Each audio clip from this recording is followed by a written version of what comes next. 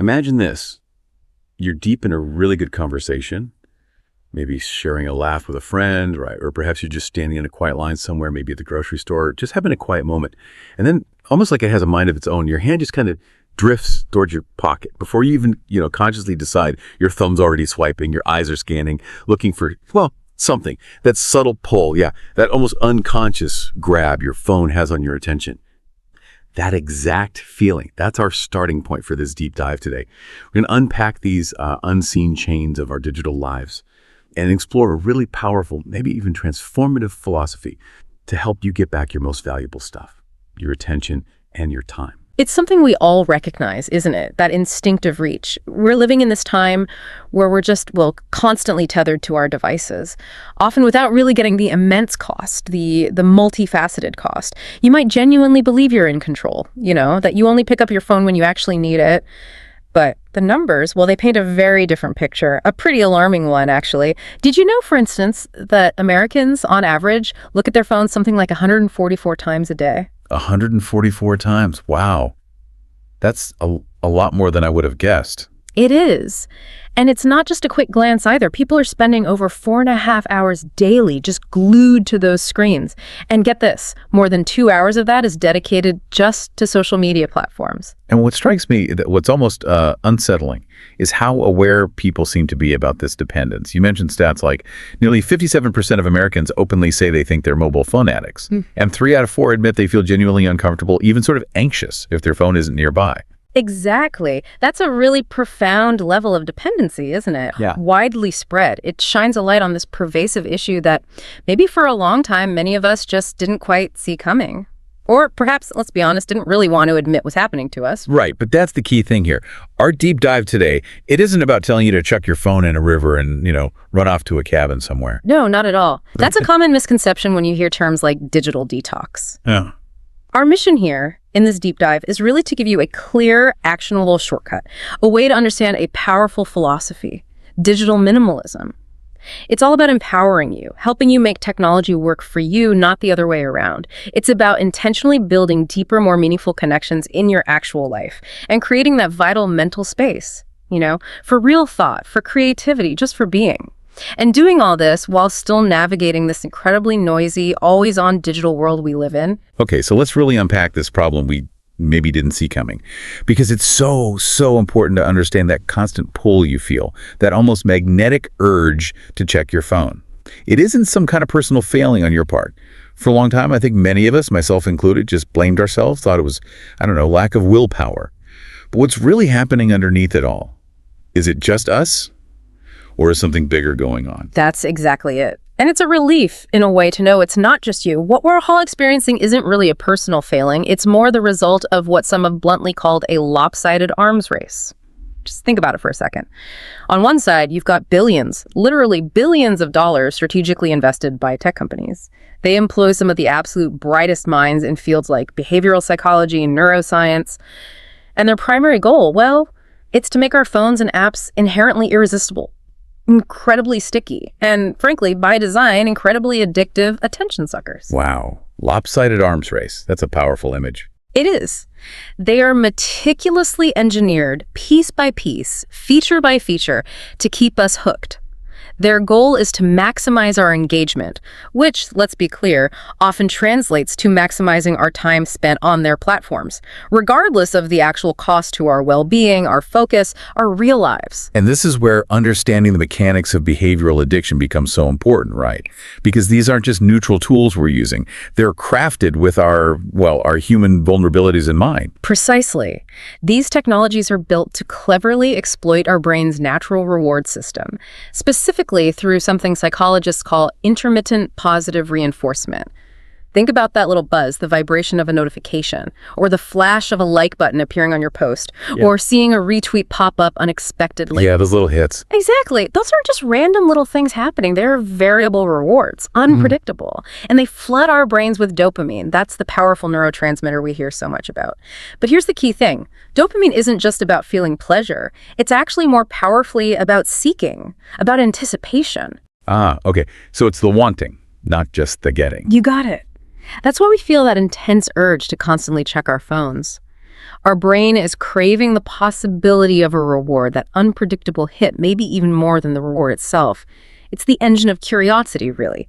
But in this context, it's expertly manipulated by algorithms. It makes us compulsively check, almost like pulling the lever on a slot machine, always wondering, okay, what will I get this time? And the combined effect, the cumulative consequence of all this constant engagement, this relentless hunt for the next digital hit, it's profound. It basically just fills up every single in-between moment of our lives, doesn't it? During the commute, those natural little pauses in conversation, even just waiting in line somewhere. Absolutely. Those moments, which historically might have been times for quiet reflection or just letting your mind wander, daydream, they're now instantly filled with digital input. Swipe, scroll, check. So we effectively lose the ability to just be alone with our own thoughts. And that robs us of crucial mental space. The ripple effects of that seem huge. If you don't have that mental space, you're directly limiting your creativity, aren't you? Yeah. And definitely your ability for deep, focused thinking.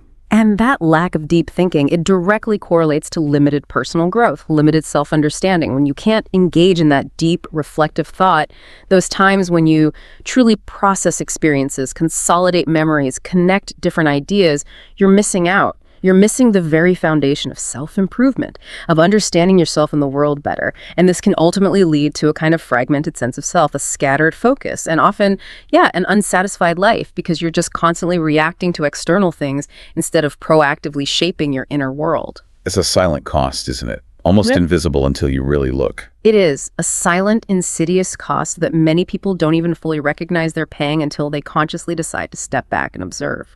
It truly is a silent cost, leading to these fragmented lives and, sometimes lost minds. Think about the social media paradox, for example.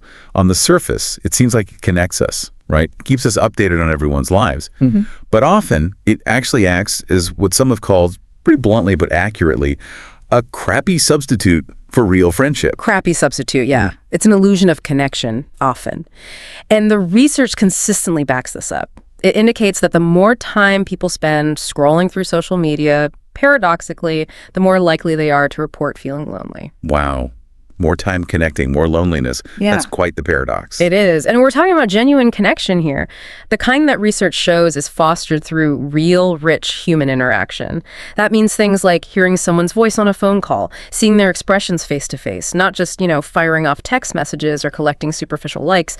Our brains are wired for much more nuance than an emoji can convey. And that's where the connection to the broader mental health crisis really comes into sharp focus. From a psychological standpoint, there's a very clear and frankly growing link between this rise of constant digital engagement and a documented surge in mental health challenges. Things like excessive screen time being clearly associated with increased anxiety, depression, that pervasive loneliness we mentioned, and significant sleep problems. Right. The sleep disruption alone is huge for overall health. Absolutely. And consider the profound iGen impact that's the generation born roughly between 1995 and 2012. They've literally grown up with smartphones practically attached to their hands, and they spend, on average, something like 9 hours a day on these devices. 9 hours. That's more than a full workday. It is, and researchers observing this group have seen a shocking uptick in psychological health issues. Significantly higher percentages of depression, increased rates of suicide ideation and attempts, eating disorders, feelings of intense homesickness, and particularly a really pronounced rise in anxiety levels. This isn't just a coincidence. It's a generation grappling with the effects of an unprecedented digital environment. That's truly devastating to hear about an entire generation. The iGen. Right. It sounds like they're caught in this constant noise, maybe without much room for, quiet, for depth. Is there a term for that? That lack of inner space you're describing? Yes, exactly. One of the most critical yet often missed factors is what experts are now calling solitude deprivation. It's simply a profound lack of time spent away from screens, away from external input. That quiet time where your mind isn't constantly reacting to notifications or endlessly scrolling through feeds. And this internal quiet time, it's absolutely crucial. Our brains need it to process emotions properly, to reflect on relationships, to figure out what truly matters in life, and just to allow the brain to find some calm clarity, to integrate experiences. So without it, our minds are just constantly churning. Pretty much. In a constant state of low-level arousal. always stimulated, never truly resting or consolidating what they've learned or experienced, this inevitably leads to a kind of persistent mental fatigue, even if you don't feel physically tired. And it's not just about general overuse, is it? There's a more specific term now for when it really disrupts life. That's right. We're seeing the emergence of a clinical concept, problematic interactive media use, or PIMU. This refers to compulsive engagement with digital platforms that gets to the point where it significantly disrupts daily life. It functions very much like other behavioral addictions. It can lead people to neglect real-world responsibilities, work, family, health. It often brings heightened anxiety and this debilitating inability to disconnect, even when the negative consequences are really obvious. That part is striking. Knowing the consequences but still being unable to stop. It really shows the addictive power. It's not just about what we do on our phones, but what we lose when we can't step away. And that loss isn't just mental, is it? It takes a physical toll, too. Indeed. It's not just our minds feeling the strain. Our bodies are definitely sending signals, too. Signals we often tend to ignore. From the research, we're seeing more than just tired eyes at the end of the day.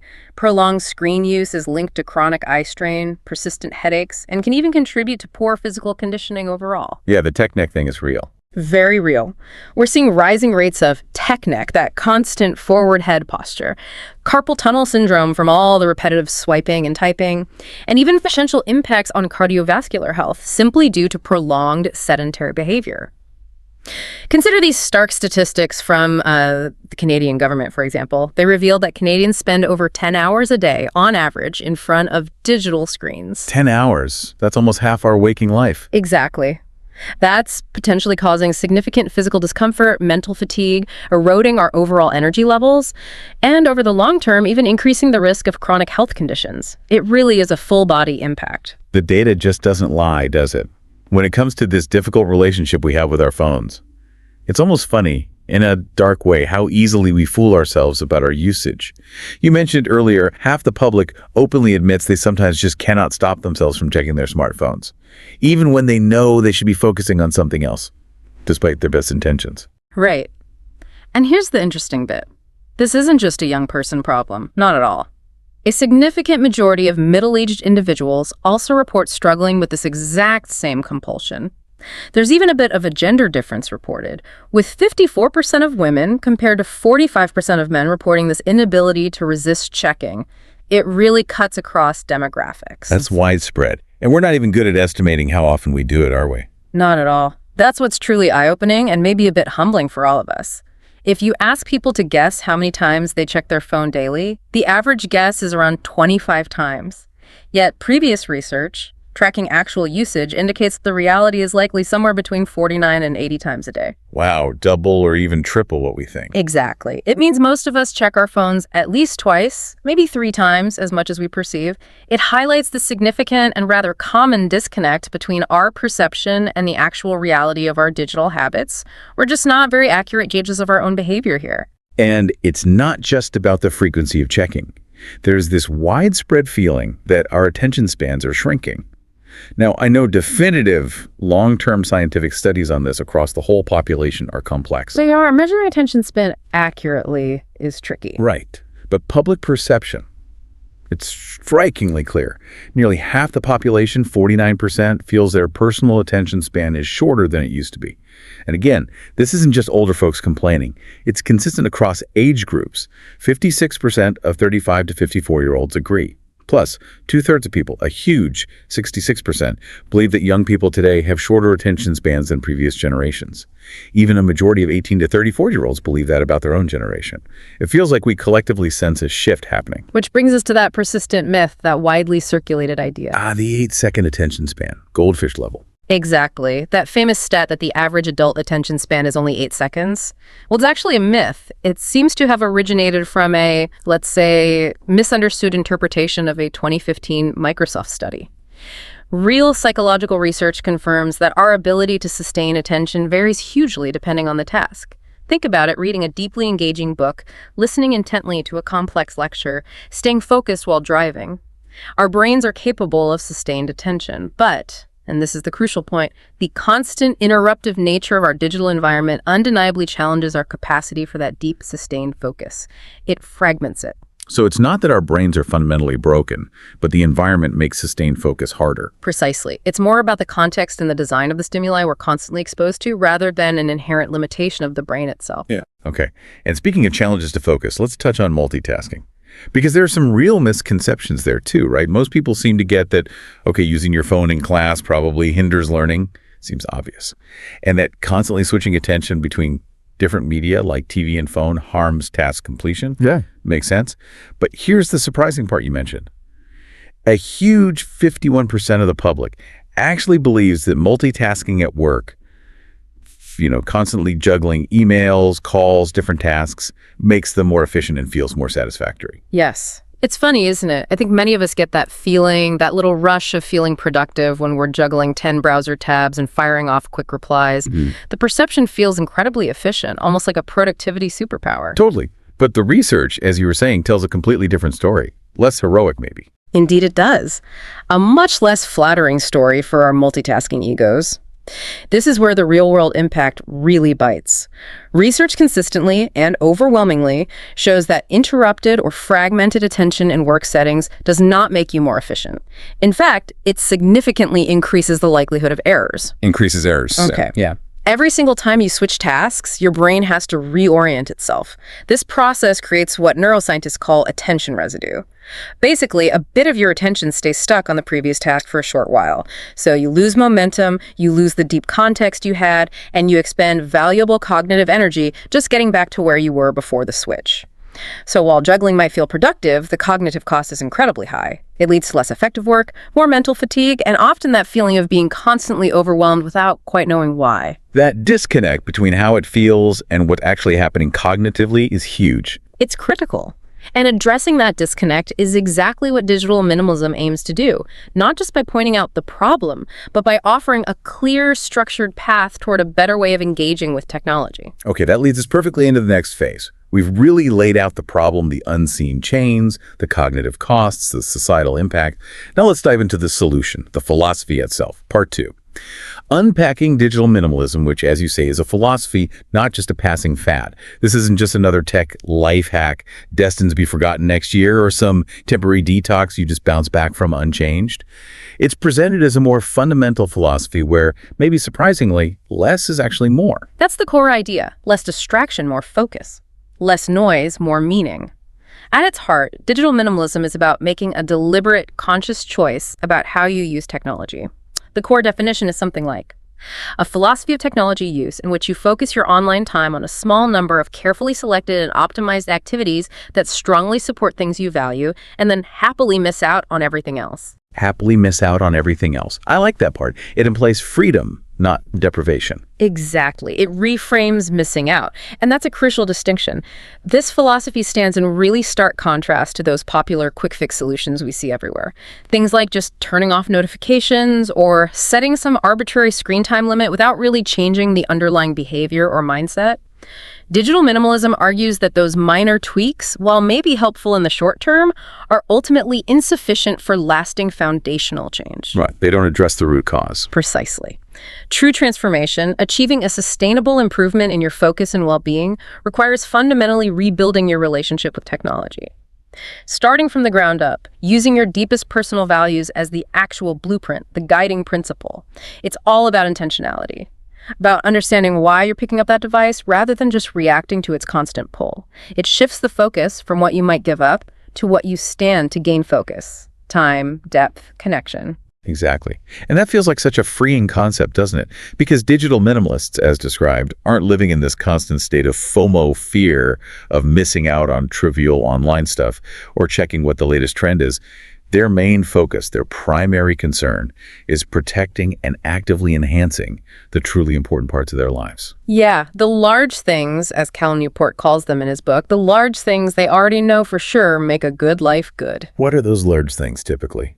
Things like meaningful relationships with family and friends, genuine restorative leisure activities, deep focused work that produces real value, personal growth and learning, community involvement, health. It's about being deliberate, making conscious choices about where you allocate your most precious resource, your attention, rather than letting it be constantly hijacked by algorithms designed for profit. Okay, so how does this philosophy translate into practice? You mentioned 3 core principles.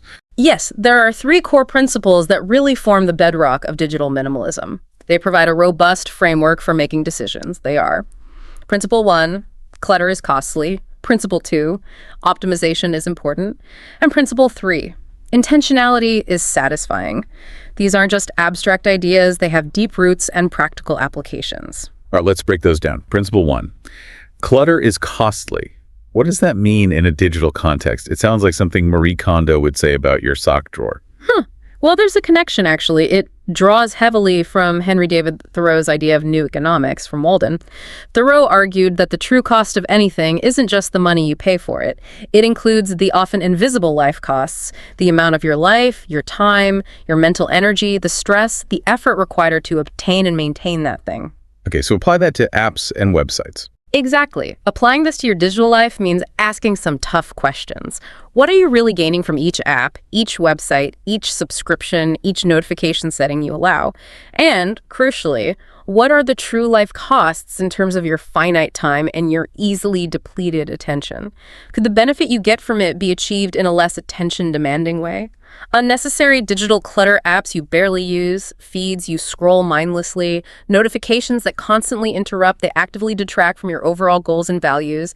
They add friction and noise. It's more than just the time spent using the app, it's the mental overhead of having it, managing it, resisting it. Precisely. Every new app, every subscription, every notification isn't just an expensive attention in the moment. It's a constant low-level drain on your mental energy for decision-making. Your brain is subconsciously processing, should I check this? Is this important? Do I need to respond now? Okay. This contributes significantly to decision fatigue and leaves less mental capacity for the stuff that really matters. Deep work, creative thinking, being present with people, it makes life feel more complicated, more scattered. Okay, that makes sense. Clutter is costly. What about principle 2? Optimization is important.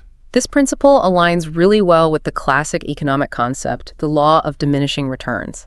Think about an assembly line. Adding workers initially speeds things up, but add too many, and they start getting in each other's way, coordination becomes complex, and output actually slows down. Right. More isn't always better. Exactly. The same applies to our digital tools and information sources. Endlessly adding more apps, more social media feeds, more news sources doesn't automatically guarantee you'll be better informed, more productive, or feel more connected. In fact, beyond a certain point, it often achieves the opposite. For instance, going from getting 0 news to reading, say, 2 high-quality, reputable news sources each morning is a significant improvement in being informed. But overwhelming yourself with dozens of fragmented social media feeds, push alerts, and opinion blogs often becomes a noisy, incomprehensible distraction. It actually erodes your ability to distinguish signal from noise, to think critically. So optimization means finding the right tools, not just accumulating more. Precisely. The solution is to optimize. Choose the best tool for a specific, valued activity and use it in the best possible way. Instead of endless, aimless scrolling through a newsfeed hoping to find something interesting, maybe a better optimized approach is using an app like Pocket or Instapaper. You collect interesting articles throughout the day, then read them later at a specific time without ads or other distractions. That's a more effective, less costly way to stay informed and manage your attention. It's about finding the most valuable way to achieve the goal with the least cognitive cost. I like that, finding the best tool for the job, intentionally. Which leads nicely into principle 3. Intentionality is satisfying. Yes, this one really ties it all together. It highlights the deep, almost primal satisfaction we get from living in alignment with our core values, when our actions match our beliefs. The inspiration here, interestingly, comes from observing the Amish approach to technology. Ah, the Amish. People often think they just reject all technology. That's a common misconception. They don't reject technology outright. Instead, they have a fascinating process. They carefully, communally test any potential new technology against their fundamental, cherished values. Things like strong family bonds, community cohesion, connection to nature. If a technology is found to undermine or not actively support these core values, it's simply banned from their communities. It's a very deliberate, value-driven filter. So we should apply a similar filter to our digital tools. That's the idea. Apply a similar value-based scrutiny to every digital tool you use or consider using. Ask yourself, does this technology genuinely benefit and support something I deeply value, something I'm actively trying to achieve in my life, or am I better off without it? Could I achieve that same value, or maybe in a deeper version of it, through a different, perhaps non-digital means? That's where the real lasting satisfaction comes from, knowing your choices aren't just random or reactive, but deliberate, conscious, and deeply aligned with your personal compass. It feels good to live intentionally.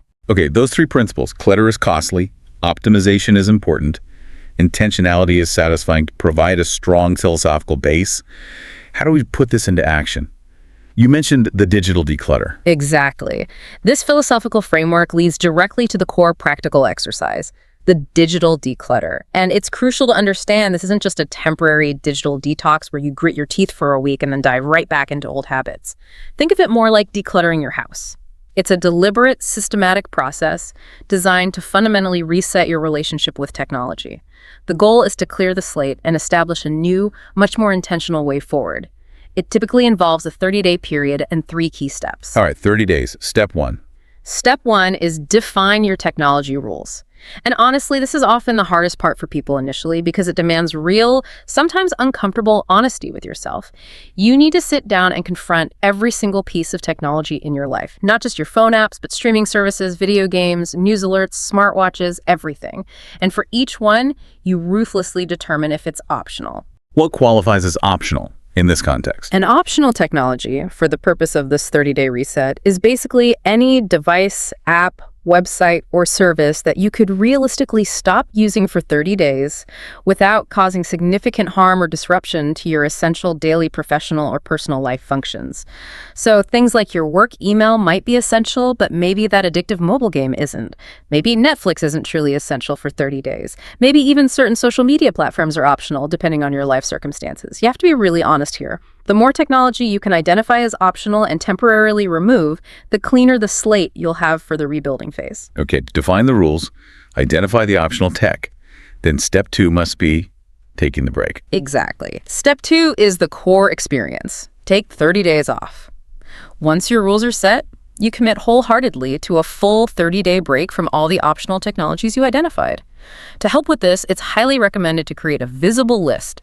Maybe stick it on your fridge or bathroom mirror detailing the banned tech and any specific rules for tech you are allowed to use in limited ways. For example, you might still need Facebook for a specific work group, but your rule is access only via laptop, only between 9:00 and 100 a.m., no personal feed scrolling. Clear boundaries. That visibility seems important for accountability. It really helps. Now be prepared for what many people experience in the first week or two.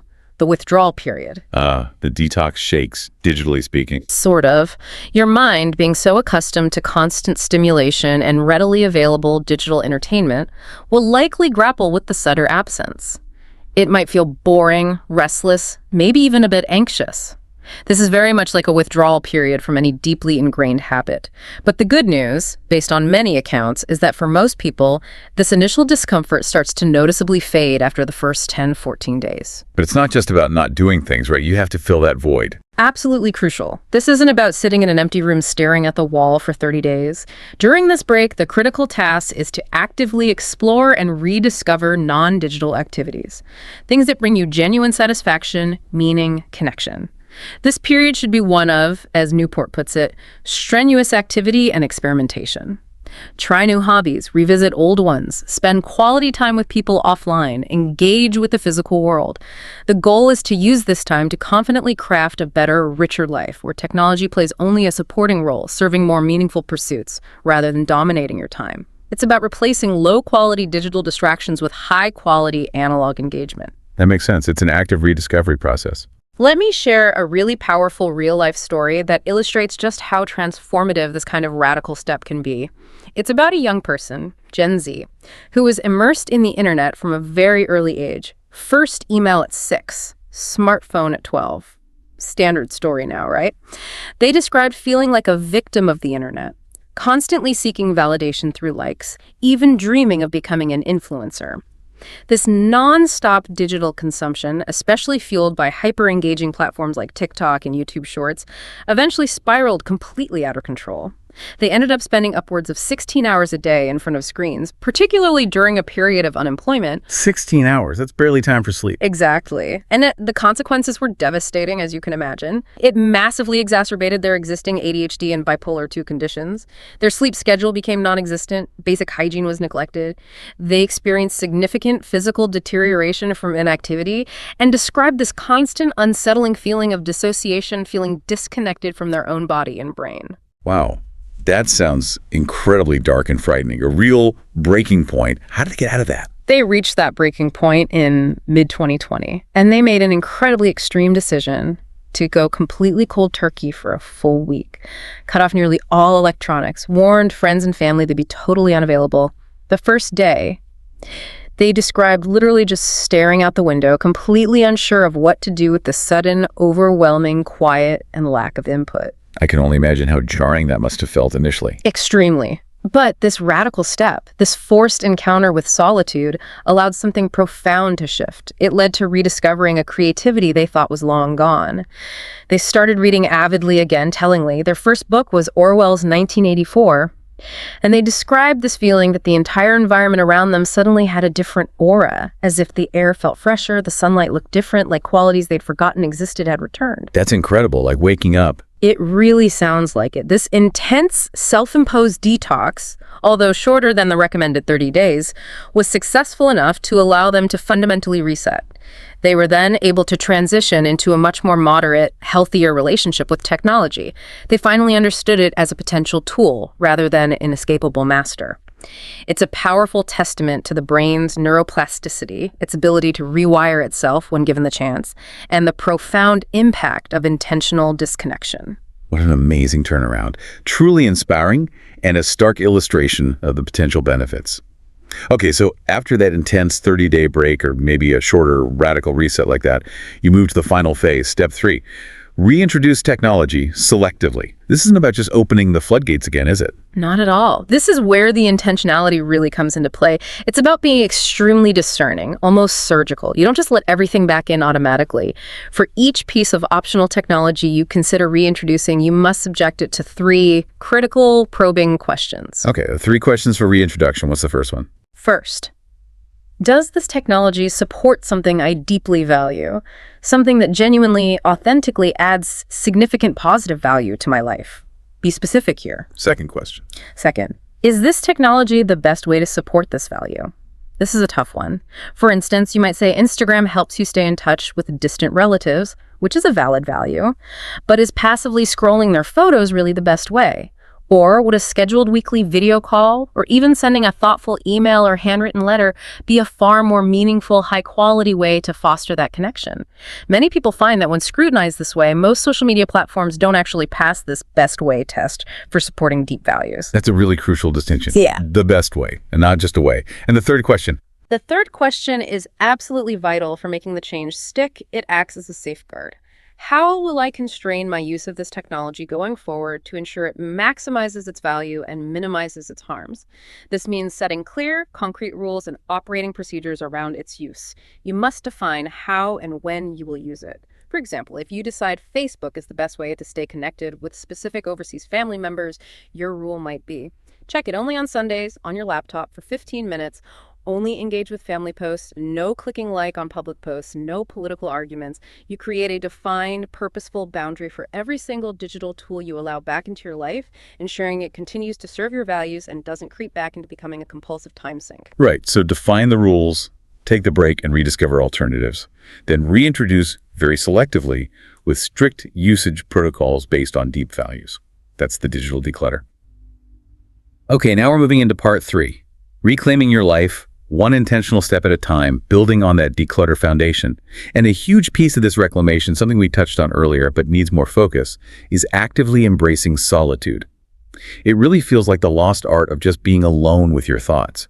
Not just physically alone, but mentally disconnected from that constant external input. It absolutely is a lost art in many ways. Modern technology, especially the smartphone always being within reach, has severely eroded our collective capacity for genuine solitude.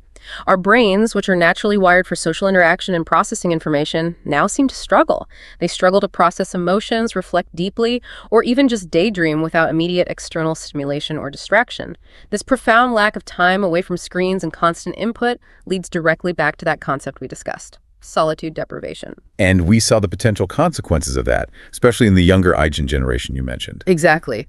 Those born after 1995, growing up with smartphones as constant companions, averaging those 9 hours a day immersed in devices. Researchers have clearly noted that shocking uptick in psychological health issues, higher rates of depression, anxiety, suicide ideation, eating disorders, homesickness. It really underscores how absolutely critical regular solitude is for processing emotions, for self-regulation, for developing mental clarity, for building emotional intelligence. Without dedicated time for solitude, our internal landscape remains largely unexplored, our feelings don't get fully processed, and even our capacity for deep empathy can be diminished because we haven't had the quiet time to reflect on our own experiences and those of others. But the good news, and this is really important to stress, is that finding solitude doesn't mean you have to isolate yourself completely. Yeah. You don't need a cabin in the woods or a silent retreat, right? Absolutely not. Solitude can genuinely be found almost anywhere. You can find it sitting in a crowded cafe, on a park bench during lunch, even on a noisy subway train during your commute. The key isn't physical isolation, it's mental freedom. It's about being free to be with your own thoughts and only your thoughts, without digital distraction pulling you away. It's about intentionally carving out that inner space, regardless of your external surroundings, just allowing your mind to wander, to connect ideas, to process, to simply be without input. So how do we cultivate this? How do we practice finding solitude in our busy lives? There are some surprisingly simple yet profoundly effective habits you can build. One that might sound quite radical in today's hyper-connected world, but is incredibly liberating once you try it, is to simply leave your phone at home sometimes. Whoa. Okay, that does sound radical. What about emergencies? That's the first reaction, right? But think back, if you're old enough, to life before smartphones. We managed. If the emergency concern is significant, a practical compromise is to put the phone somewhere inaccessible but technically available, like locked in the glove compartment of your car or in a drawer in another room. The main point is to remove the immediate temptation, break that automatic reflex to reach for it, eliminate the constant nagging pull to check. Okay, creating physical distance. Then another classic, almost cliche but incredibly powerful source of solitude is just taking long walks. Think about history's great thinkers: Thoreau at Walden, Rimbaud wandering France, Rousseau in nature, Nietzsche composing deep thoughts while hiking. They all praised walking as a fundamental source of their best ideas, their clearest insights. The crucial element, of course, is to do this without earbuds blasting music or podcasts and without glancing at a screen. Just walk. Let your mind wander freely. Let it connect disparate thoughts. Let it simply absorb the physical world around you without that digital filter. And you also mentioned journaling. Yes, journaling is fantastic. Think of it as writing letters to yourself. It's a practice countless people find incredibly insightful for processing complex thoughts, clarifying emotions, untangling problems. It creates a tangible, personal record of your internal world, completely free from digital noise and external judgment. It's like having a direct conversation with your subconscious. Embrace solitude. Okay, beyond that, another critical part of digital minimalism seems to be fostering real, authentic connections, moving beyond just clicking the like button. Absolutely. It's about recognizing the limits of digital interaction for our social brains. Our brains evolved over millennia to navigate complex social lives. They rely on intricate neural networks to interpret subtle cues, tone of voice, body language, facial expressions, pauses in conversation. It stands to reason that this incredibly sophisticated system isn't going to feel genuinely satisfied or nourished by emojis, hashtags, or quick generic comments like "so cool" or "love it." Yeah, those feel pretty thin compared to a real conversation. They are. They're low bandwidth interactions. They simply don't qualify as meaningful human connection in the way our brains understand it. And this leads directly back to that loneliness paradox we talked about. Yeah. The more time people spend engaging in these superficial interactions on social media, the more likely they are to report feeling isolated and lonely. So consciously stepping back from these low-quality interactions actually creates the necessary space and often the desire for the deeper, more satisfying real-world connections that are absolutely vital for our psychological well-being and sense of belonging. So how do we actively make that happen? How do we cultivate those deeper connections in practical ways? Okay, here are some concrete, impactful steps you can take. First, make a conscious effort to stop clicking like or leaving those quick, superficial comments. Just stop doing it reflexively. Really, just stop liking things. Right. Try it. Instead, intentionally save your thoughts, your reactions, your genuine interest for a real high-bandwidth conversation. Pick up the phone. Schedule a video chat. Arrange to meet face-to-face. It might sound counterintuitive, won't people think? I don't care if I don't like their post. But the experience of many who try this is that less passive social media engagement often leads to a better, more fulfilling actual social life. Why? Because you become more motivated to connect in ways that truly count. You're trading quantity for quality. Interesting. Trading likes for actual conversations. What else? Another really powerful strategy, borrowing again from the world of productivity, is batching communication. Apply this concept rigorously to your texts, your DMs, your emails. Instead of reacting instantly to every single ping and notification which constantly yanks you out of whatever you're doing, set specific designated times during the day or week to review and respond to all non-urgent messages. So check messages maybe twice a day instead of every 2 minutes. Exactly. Maybe morning and late afternoon. This batching significantly reduces that attention residue we discussed earlier, that lingering mental fuzz and distraction that comes from constantly switching tasks. Remember how you feel after quickly checking a notification, then trying to refocus on a complex task? That slight mental drag? That's attention residue. Batching helps eliminate that, keeping your focus clearer and calmer throughout the day. You can easily use your phone's Do Not Disturb feature for this. Set it up to allow calls only from a small list of favorites in case of genuine emergencies. Then, texts and other alerts only get seen when you intentionally open the app during your scheduled batching times. It's a game changer for mental calm and focus. Batching communication, I like that. And you mentioned another quite innovative idea, conversation office hours. Yes, this is a really proactive way to encourage spontaneous, high-quality interaction. Implement a system where you essentially make yourself available for real conversation at a set time. There's a great example of a Silicon Valley executive who tells everyone in his network, "You can call me any weekday at 5:30 p.m. to discuss anything you want. I'll pick up." Wow. Just an open invitation to call. Exactly. This simple but powerful commitment encourages genuine live dialogue over those often tedious and easily misunderstood text exchanges or long email chains. You could adopt a similar approach yourself. Maybe establish a standing invitation. "I'm always at favorite coffee shop on Fridays from 4 to 5 p.m. Feel free to drop by for chat." These kinds of methods actively encourage that high bandwidth communication, voice, tone, real-time back and forth, which is far more rewarding to our innate social needs and our sophisticated brains than any number of emojis or shallow online interactions could ever hope to be. It fosters genuine presence.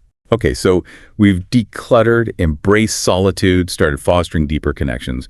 Now, what do we do with all this reclaimed time and attention?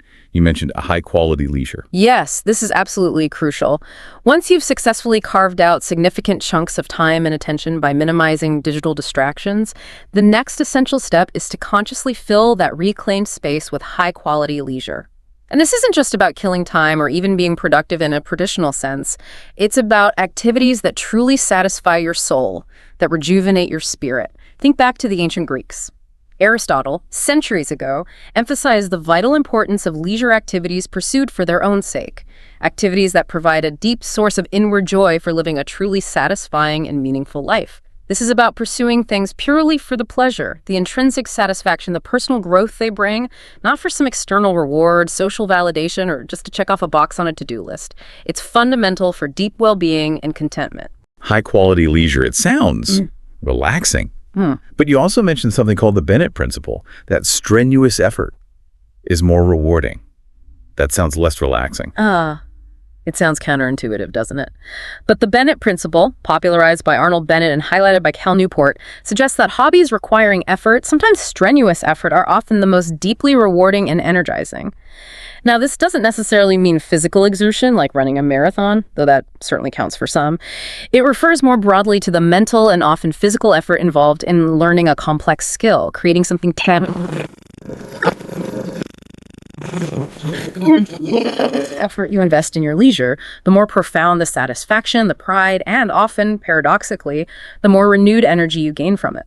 So passive consumption like watching TV is low effort, low reward, while something active and skillful is high effort, high reward. Generally, yes. Engaging physically with real, three-dimensional objects, using your hands and your mind in concert, fully immersed.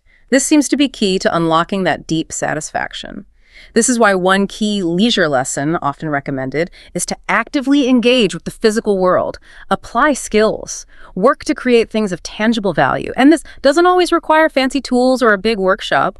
Even seemingly simple acts like successfully fixing something broken around the house, hanging those shelves properly, mending a wobbly chair, finally snaking that clogged shower drain can provide an immense sense of pride and accomplishment. Yeah, I get that feeling of I did that. Exactly. And for those maybe less inclined towards DIY, think smaller. A simple $5 sewing kit lets you mend buttons, sew on patches, you learn a practical skill, produce a tangible result, feel competent, all without heavy investment. And importantly, online resources can be used here as a tool. Use YouTube tutorials intentionally to learn a new skill, weekend carpentry. Playing the ukulele, knitting the internet serves your high-quality leisure goal, not the other way around.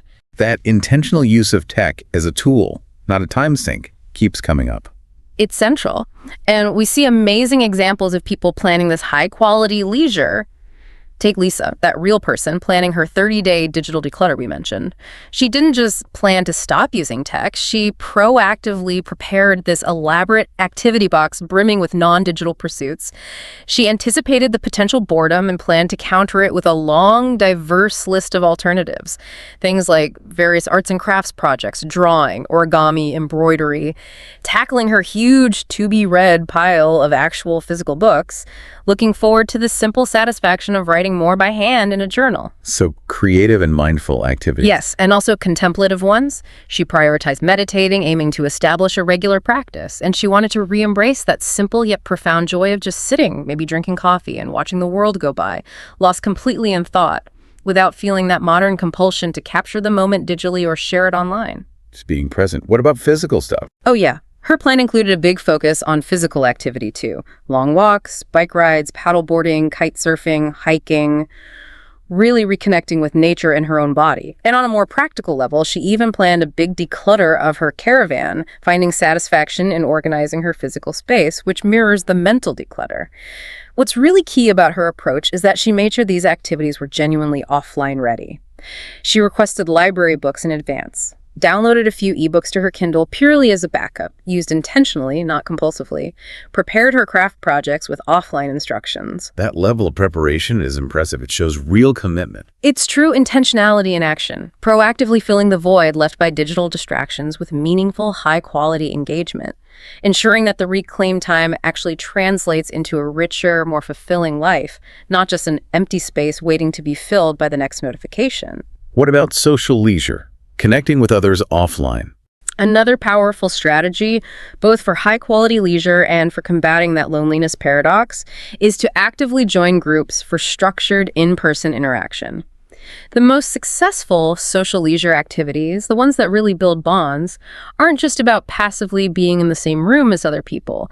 They tend to require real in-person interaction and provide some kind of structure, shared rules, maybe specific terminology or rituals, and often a common unifying goal or activity.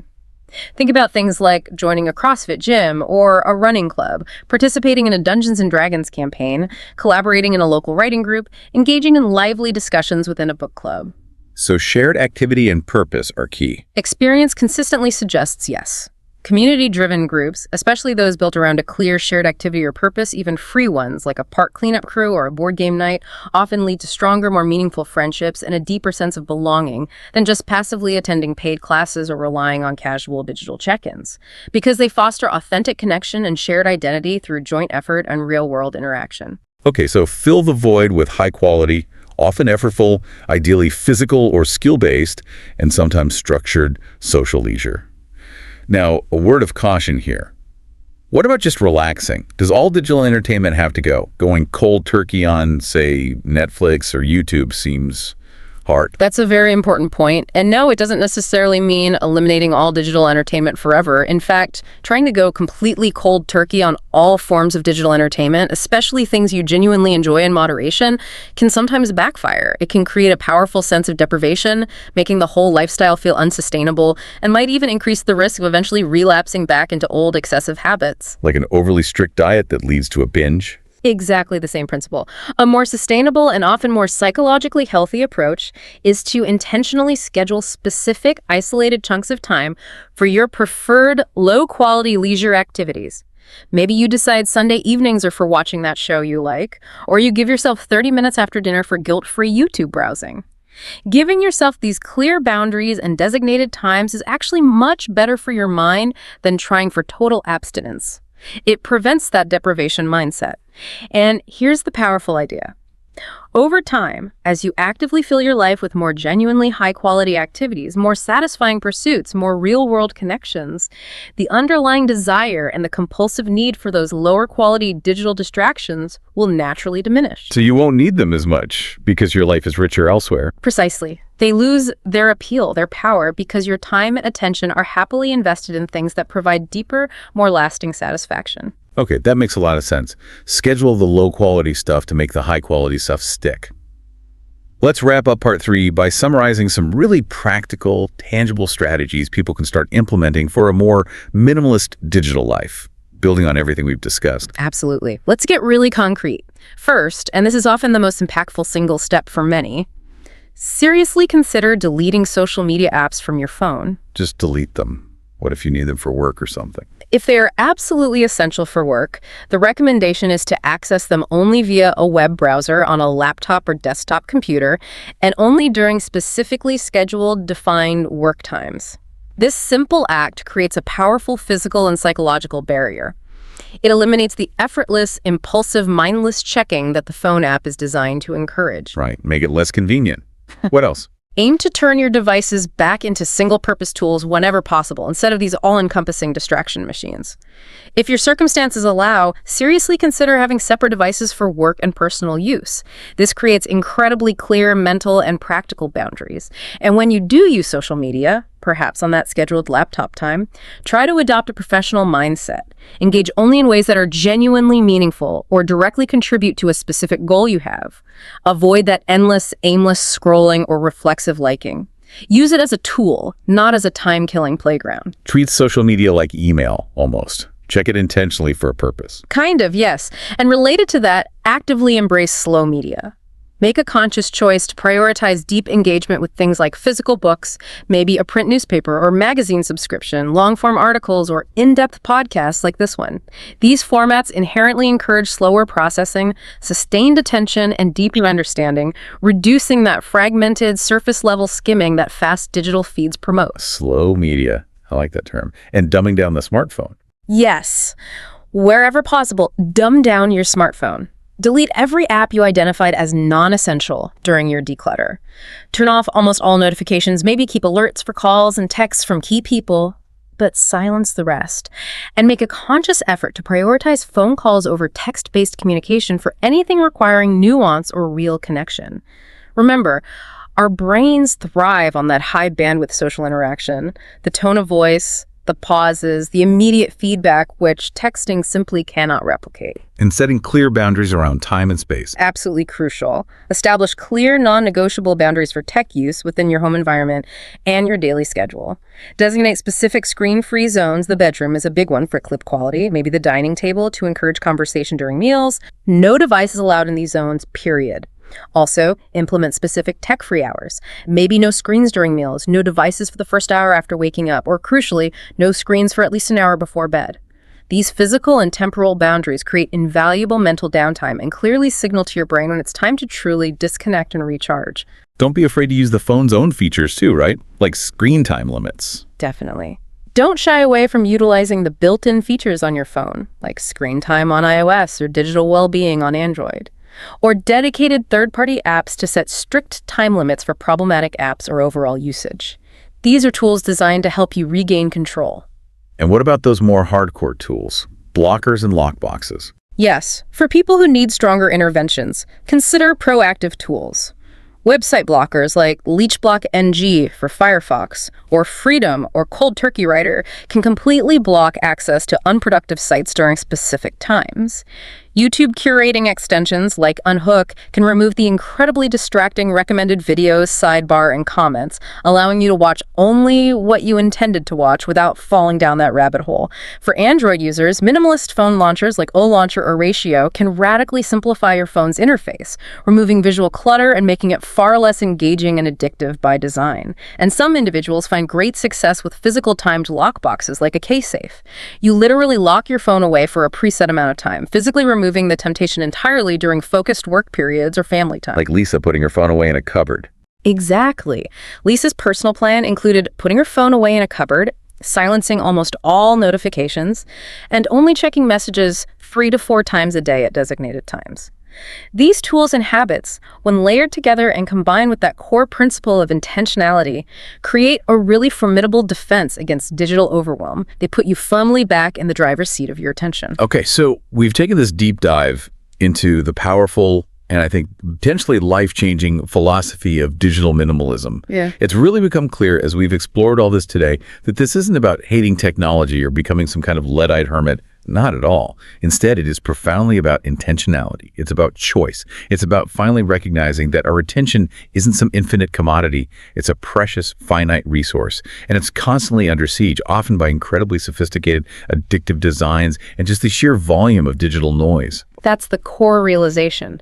And the hopeful message is that by thoughtfully adopting these principles and putting these practical habits into action, things like the transformative 30-day digital declutter, actively embracing regular solitude, consciously fostering real high-bandwidth connections, and intentionally investing your reclaimed time in high-quality leisure activities, you genuinely can fundamentally change your relationship with technology for the better. And the benefits seem huge. They really are.